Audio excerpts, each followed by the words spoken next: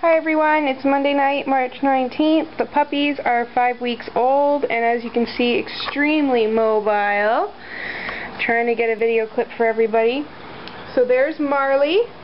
She's Jacob. She's going to him for his surprise birthday. There's Smudge and Elinda. She's all for you. Like I said, teeth are in, everything's good. This is Willow. She's my mother's dog. She's beautiful. A little bit of leaky eyes, they said, but everything else was perfect. There's Jimmy, who, guess what? Grew so fast he developed a puppy heart murmur. Yes, he did, but it's okay because they grow out of them, so he just has to let his heart catch up. And the one who keeps making her great escape is Dot. She's our baby that we're keeping. So, except for Jimmy, who, surprise, surprise, besides the heart murmur because he's so big, didn't actually develop any of his teeth yet, so he's still on milk. Everybody else is also eating food.